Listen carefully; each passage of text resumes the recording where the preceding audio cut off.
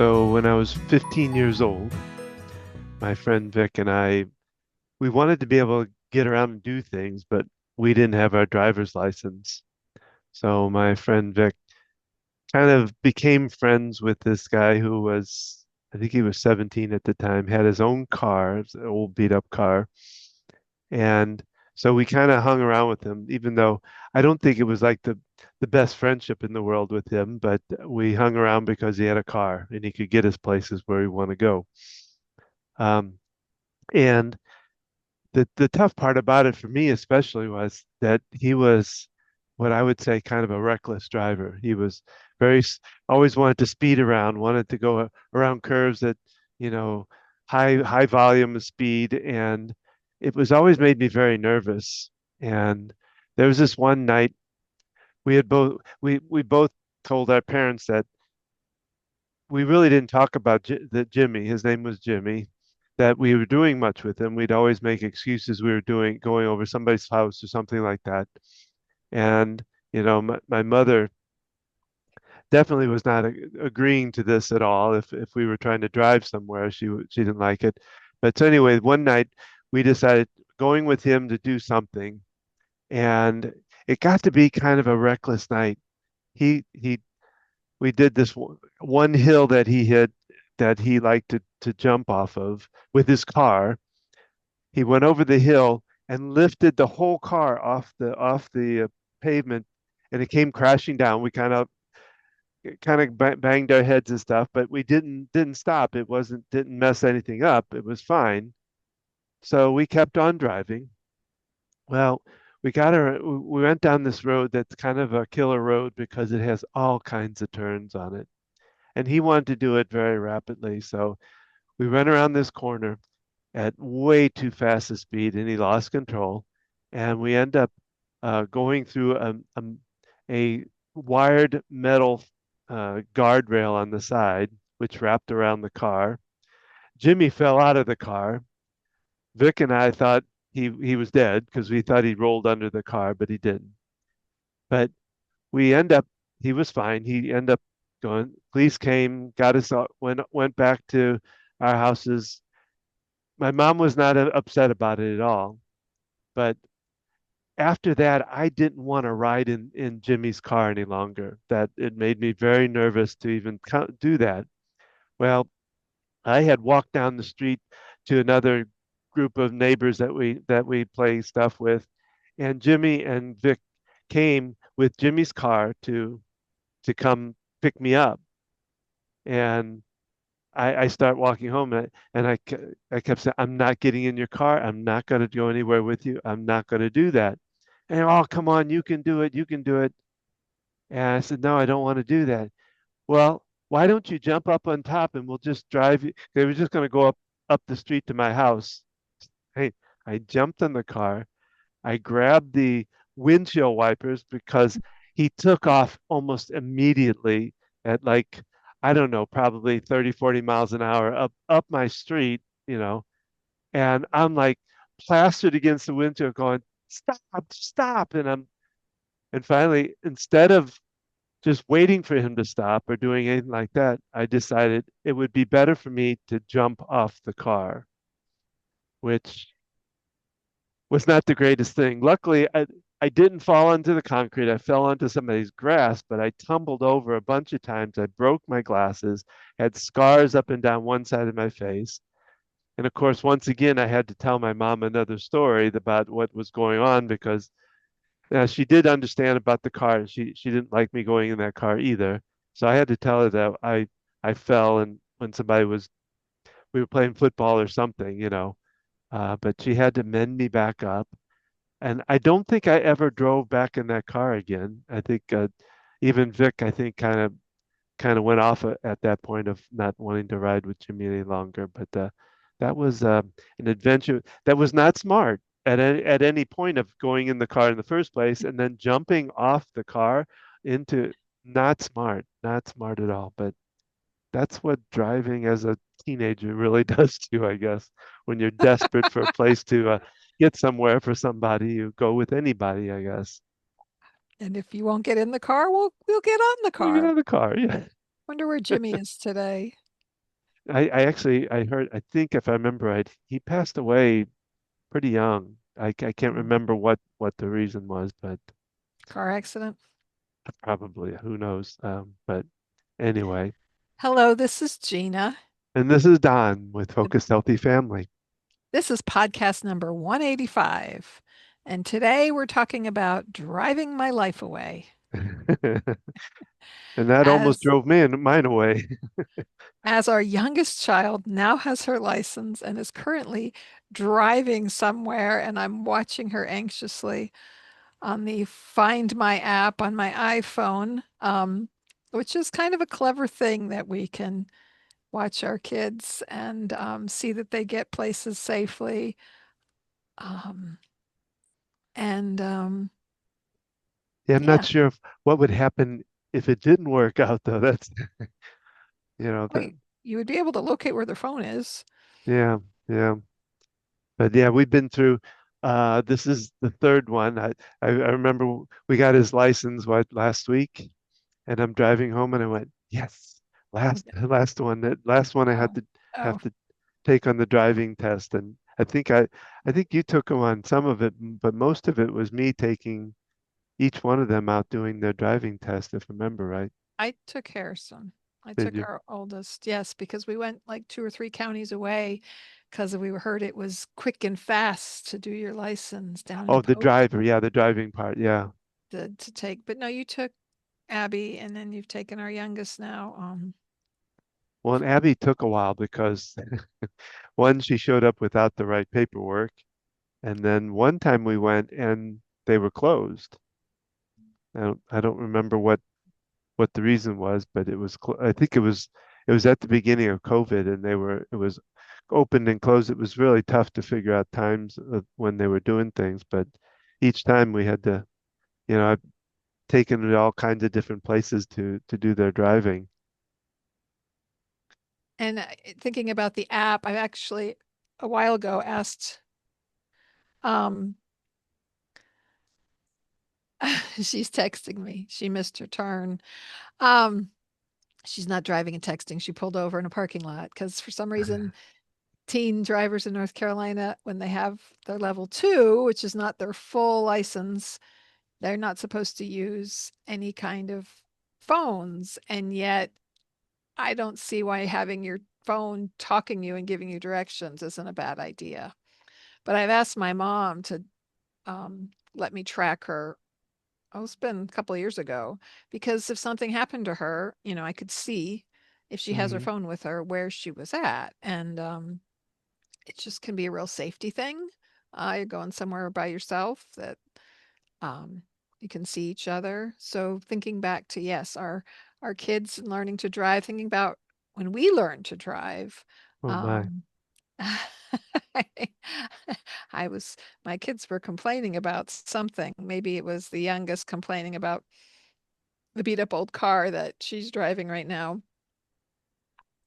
And that, we remember when before there was fuel injection and you had to press the gas and start the car.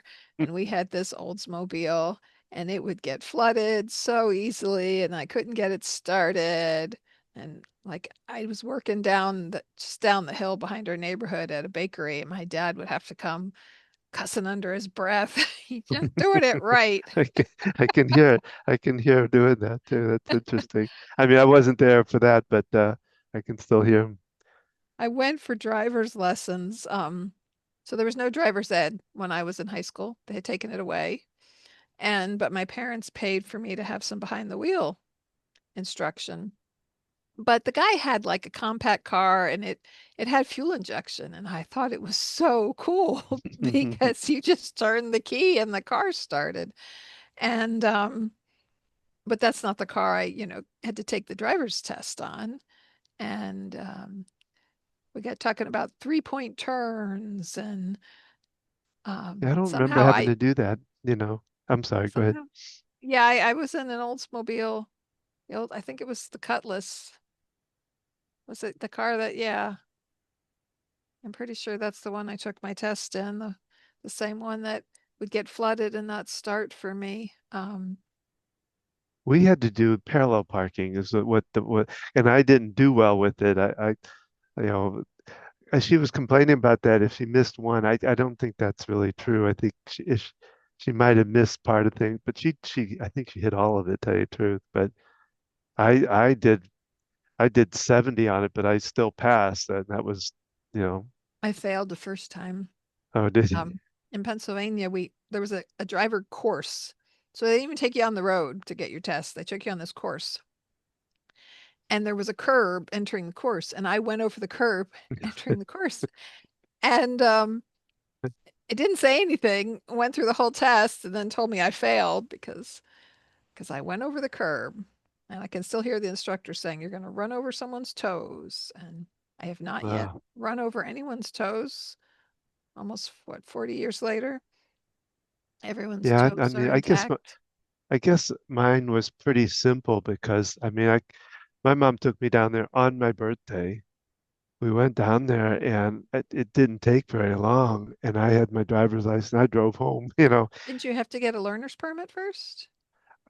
I don't think I'm trying to because I remember taking what was interesting was we had driver's ed at the school I went to, Rosary, and the car that we drove in was the same car that we ended up buying.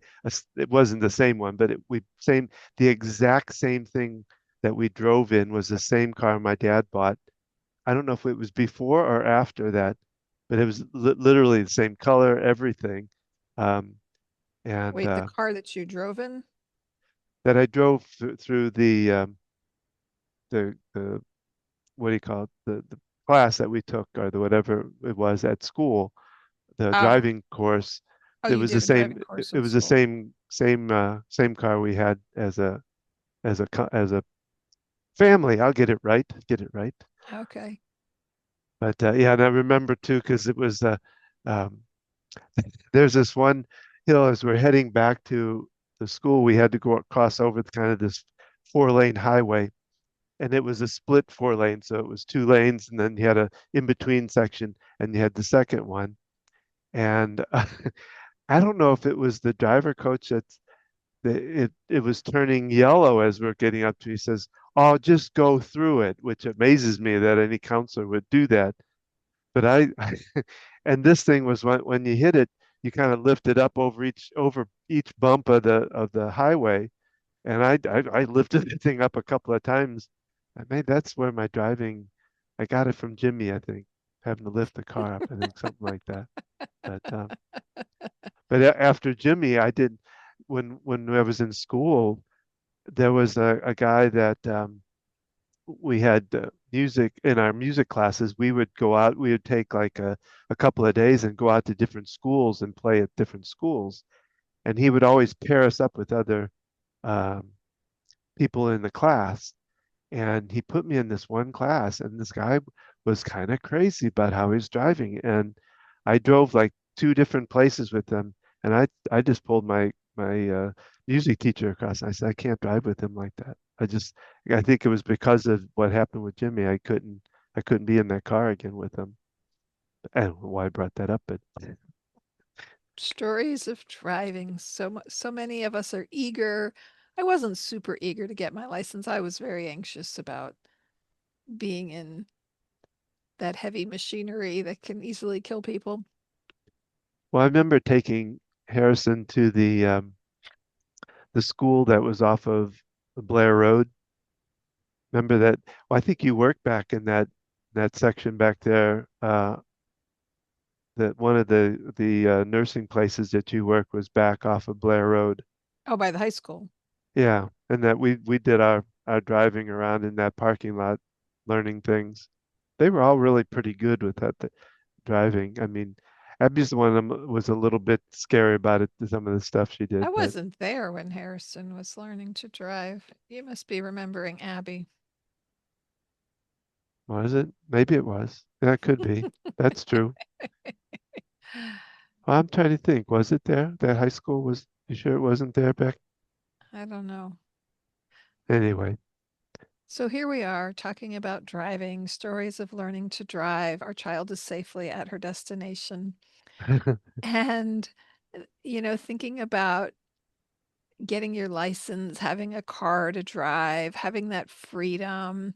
Um, and as we talk about, when we reach that age where it's no longer safe to drive, and some seniors realize maybe it's their eyesight.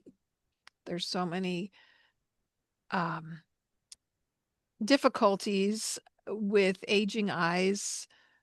Normal aging, you can have a reduction in your peripheral vision. So that's how far out you can see to the side where it can narrow. And if you take some kind of blinders, and realize that if you can't see completely 90 degrees to either side, how big a factor that is in driving. If you have macular degeneration, you're losing your central vision. That's another thing often seen with aging. Um, Glaucoma. There's a history of that in my family.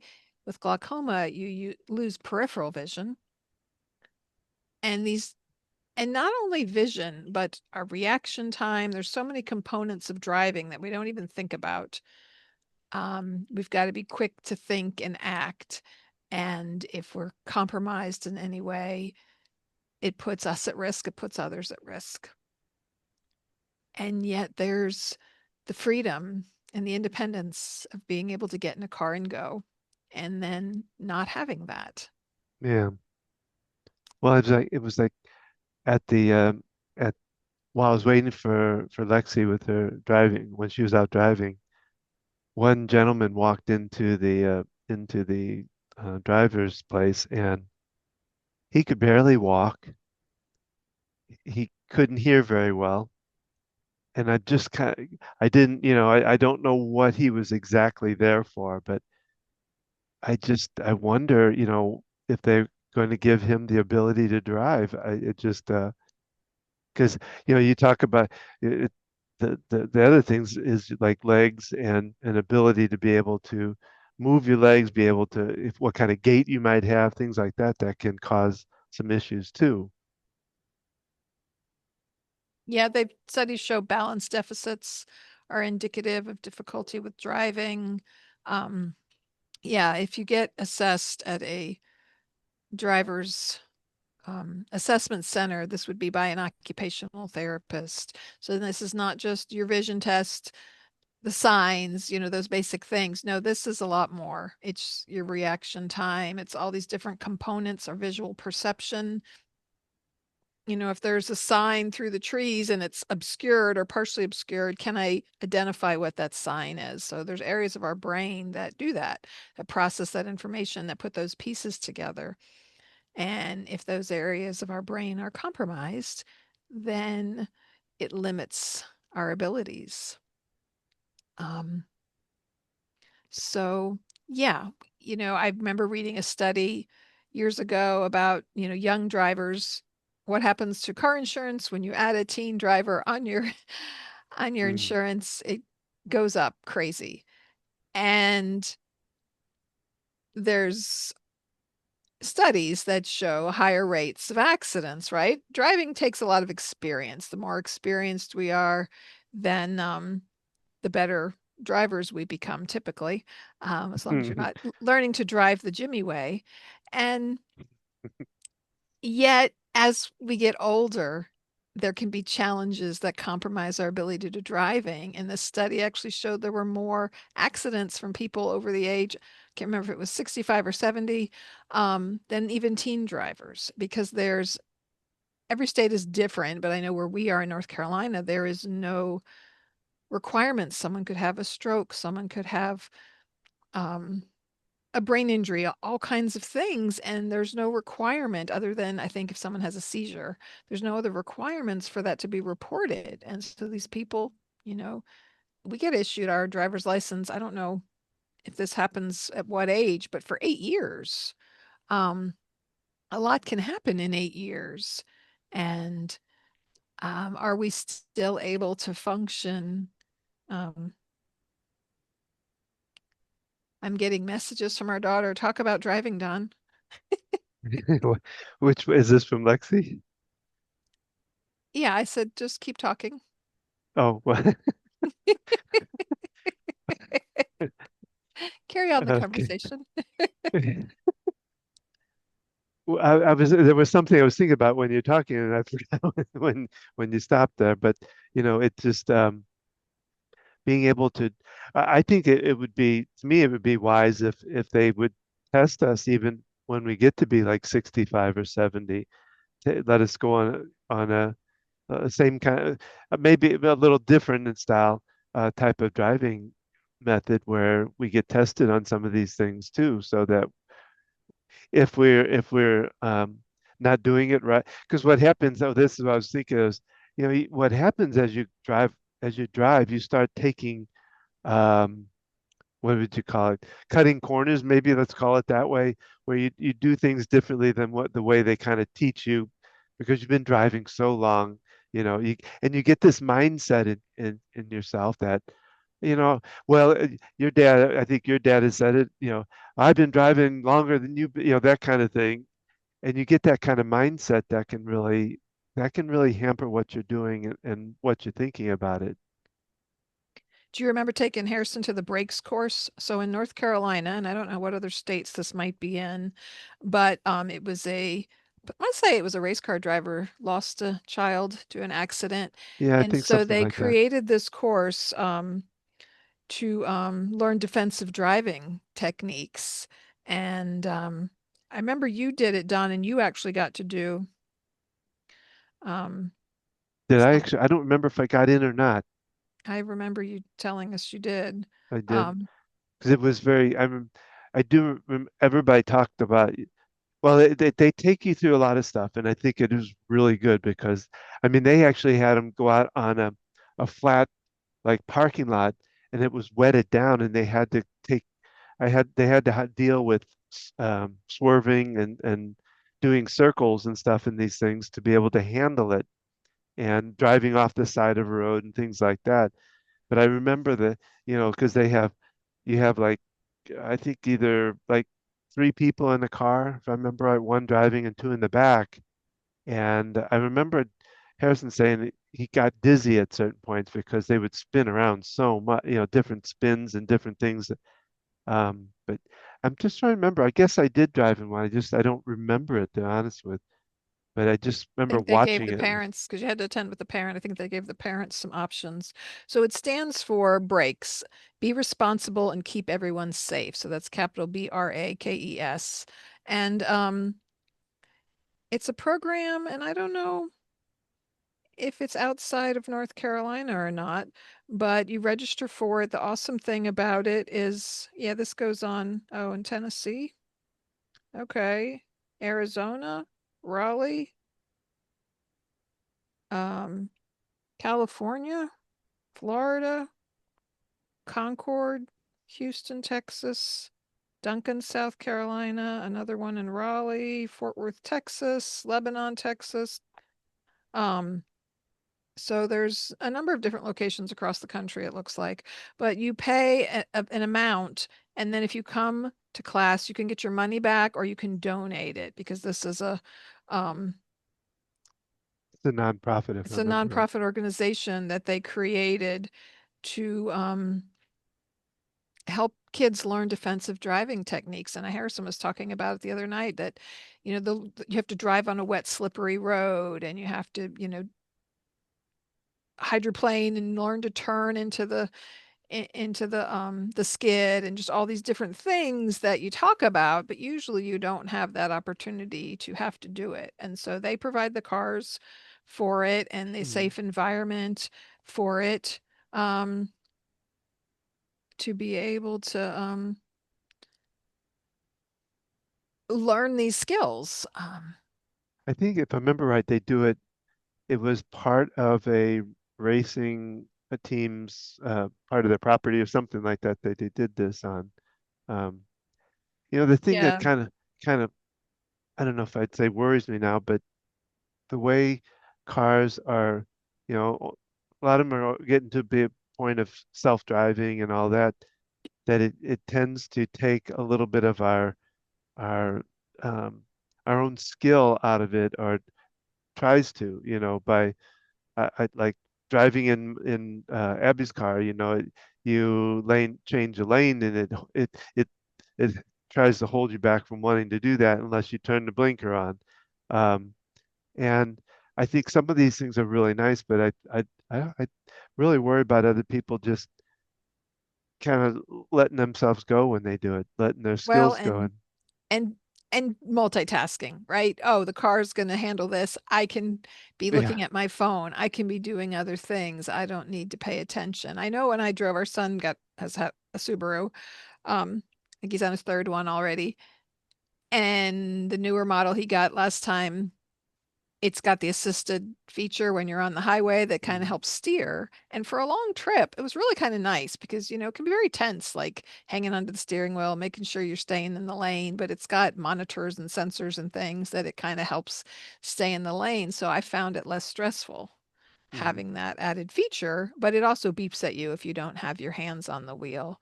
Um, yeah. we just watched the new Naked Gun movie with Liam Neeson, and they did this whole theme of the movie was around this electric car, and it's kind of it's over the top humor, right? It's absolutely ridiculous.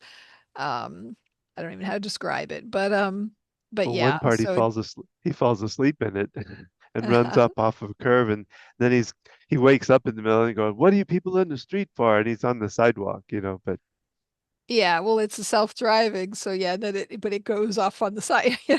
It's it's the irony, it's the ridiculousness of things that we have in our society that are supposed to make things safer, and yet we've all heard different stories of things malfunctioning, things not working properly. Um, and so yeah, we do need to know the skills of driving. We do need to have that ability. Um, and practice, right? Here in North Carolina, students, if you want to get your license before 18, you have to do driver's education and then you have to get 60 hours of driving and you have to have these logged on a piece of paper. With our oldest, I had to handwrite each time we drove and I literally had to sign every single line. I remember having to do that and how ridiculous you couldn't just sign your name and put an arrow. With our youngest, there's a great app out there that kept track of it, and then she printed it off, and she laughed at me because I was signing every page of the she's like, "What are you doing that for?" I'm like, "Just trust me. I want to make sure it's all taken care of." Um, so, it's that practice, it's that learning how, and I know things were different when we were kids, that those things weren't required. I remember kids, you'd had to get a permit when I was in high school in the 80s in Pennsylvania, but you didn't have to have it for any period of time. So kids have been practicing, they'd get their permit and then they'd go the next day and get their license. So I'm not sure how it was in the 70s in St. yeah, Louis, but I'm trying to remember. I don't seem to remember a permit. I might be wrong, but I just remember mom. Yeah, I don't think we did because I can remember mom going, "Well, it's your birthday. Let's go down and get your license." There was no. We just drove down there. I didn't think I gave much information. I just said I'm ready to take my driver's lesson and mm. got it.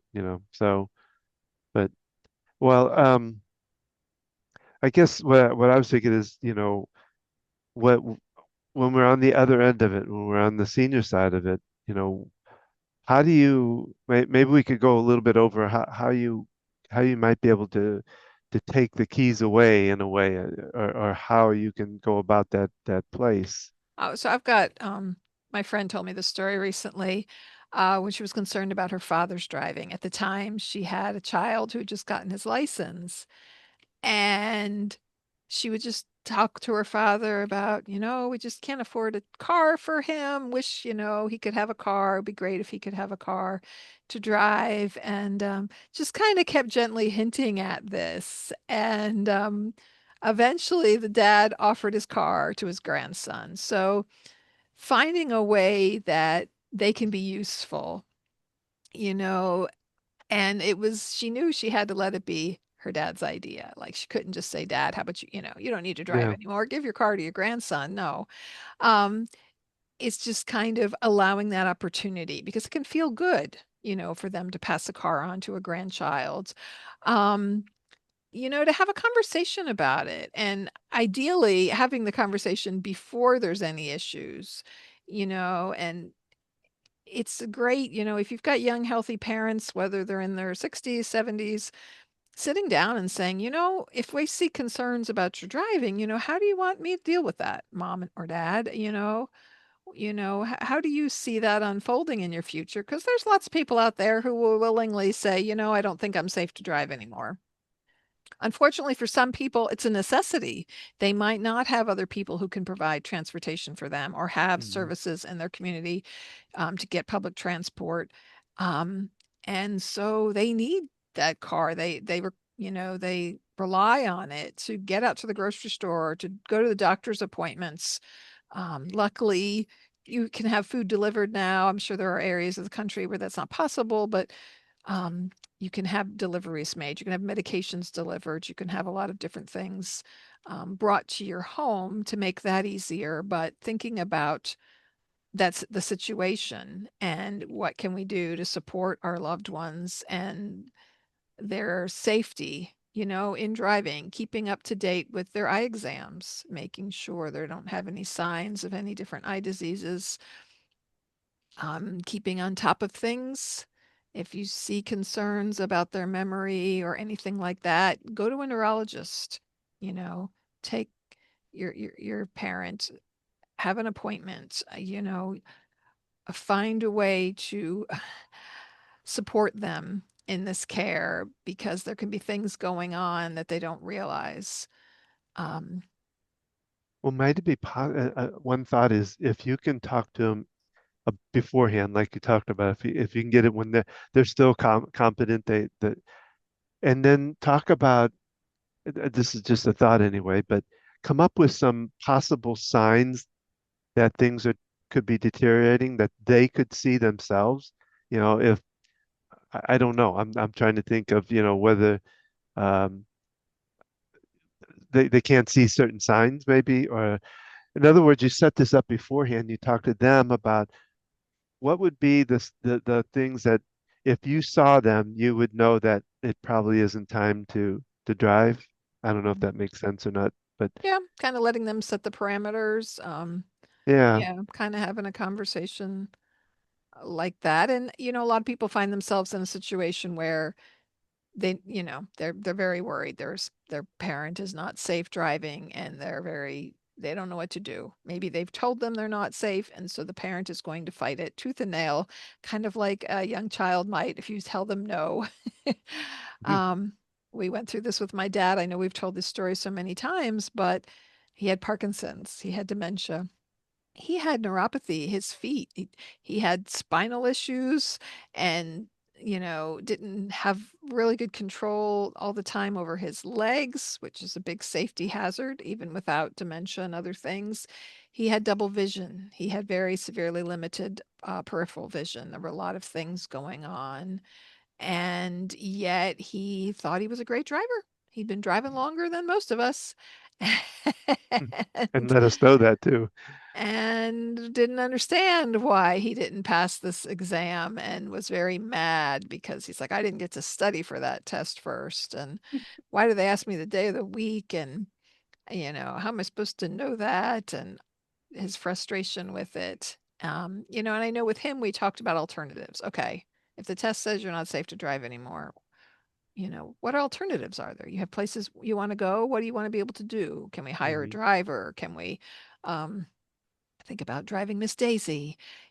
How is there another family member, a niece, a nephew, a grandson who can provide that transportation for you? Um, a neighbor, another friend, thinking about what it is they want to do. And a lot of people, it's just don't take my keys away. It's that Yeah. freedom of having it. And so really thinking about that, it's important for us to realize this and not just it's easy to get into a power battle over it and Hmm. just take keys away.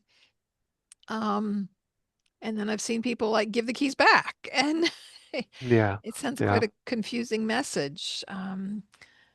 when navigating this and finding other ways we can be independent, right? Like with our kids, we drop them off at places, we, allow them go places with friends. How else do they gain independence before they're have their own license and a vehicle to drive?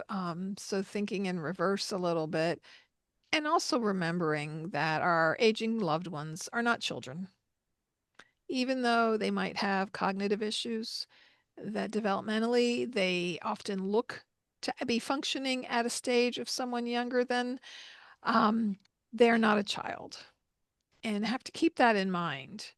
Um, just that element of respect. I see this all the time, and people can be really rude to their loved ones, and just thinking about the way in which you're saying things to people, it makes a big difference in their response. Well, think about my dad. He didn't have any problems till like the very last little bit of his life, but I remember one time being in him, and we came up to a red light. He stopped and he went through it, and like, Dad, did you know that light was? Oh, I no, I didn't. He kind of lost track of it. I'm not sure if that was the turning point for him. I don't remember. Wait, the turning point? Your Well, father, what's that? you're talking about your father My father, yeah, who died at the age of 56, 6? I think it was. Okay. Okay. Well, because he the last 2 years of his life he was not feel he was in and out of the hospital. He was in with doctors. He was just not feeling good, but he was still doing all the things he need. He really wanted to get back to work, and they had stopped him from working. And so his whole goal was to get himself back to a place where he could go back to work, and he never did. And I think, like I said, everything was kind of deteriorating for him then. But At the age of well, at 56. that time, probably 50, 54, 55, something like that. He was already, That's young. yeah, no, trust me, you know, have a lot of regrets about not, anyway, won't go on down that road, but, yeah, it was very young. And, but he thought he worked his whole life, that's he worked his whole life, 2 and 3 jobs at a time. And I think it just wore him out. So anyway,